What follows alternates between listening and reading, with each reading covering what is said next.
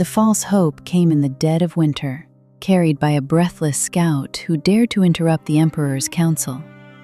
The scout reported that a wolfless girl with a strange, untraceable scent had been found living in a remote, snow-buried human village in the far north. Kaelen didn't wait for his elite guards. He didn't take an armored carriage. He shifted into his massive, terrifying wolf form and ran continuously, relentlessly, for 3 days and 3 nights through blinding sub-zero blizzards. His paws bled, leaving crimson tracks in the deep snow, but he didn't feel the cold. When he finally reached the edge of the world, he kicked open the heavy wooden door of the small cabin, his heart hammering against his ribs like a desperate war drum. A young woman spun around, dropping a basket of firewood in absolute terror, but it wasn't her. It was a stranger. The fragile, fraying string that had kept the emperor sane for 3 long years finally, catastrophically snapped. Kaelen staggered backward out of the cabin, collapsing heavily to his knees in the deep, freezing snow, letting out a feral, agonizing howl of absolute, inconsolable grief that shook the snow from the pine trees. He sat in the snow for hours, letting the blizzard bury him, waiting for the cold to finally stop his dead heart. He was completely ready to give up. Eventually, half frozen and numb, he dragged himself to the village tavern, intending to drink until the memories faded into blackness. The tavern was crowded, thick with the smell of cheap ale and traveling human merchants. Kaelen sat in the darkest, filthiest corner, completely invisible.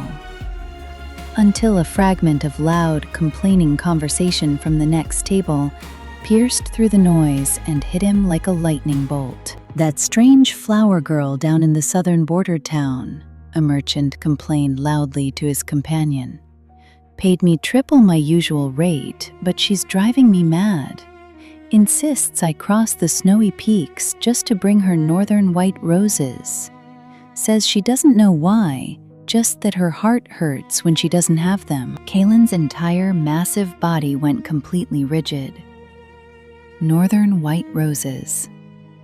3 years ago, in the candlelit, dusty sanctuary of his library, Elara had whispered that they were her favorite flowers from her childhood, the ones she missed the most. Where exactly is this flower girl? How does a girl with absolutely no past piece together a life? They tell me I was found wandering in the snow 3 years ago, my memory completely wiped clean by some strange magic. I gave myself the name Ella. I moved to a quiet, rainy town on the southern border and opened a small flower shop. My life is peaceful. It is simple. But sometimes, when the sky turns gray and the rain begins to fall, I feel a strange, hollow ache deep in my chest. Like a vital piece of my soul was violently torn out and left somewhere I can't remember.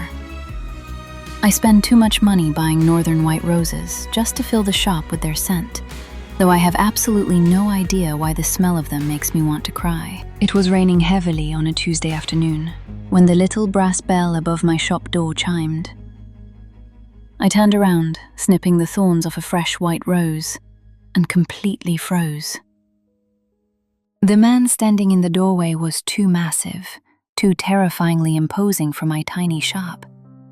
He wore a heavy black traveling cloak, completely soaked by the rain. His face was breathtakingly handsome, carved with sharp, aristocratic lines that spoke of immense wealth and power. But it was his eyes that caught me. They were a striking, crystal-clear winter blue, and the moment those eyes locked onto me, they instantly turned bloodshot. He didn't move. He stood 3 feet away from the wooden counter, his massive, scarred hands clenched into fists at his sides. He was trembling.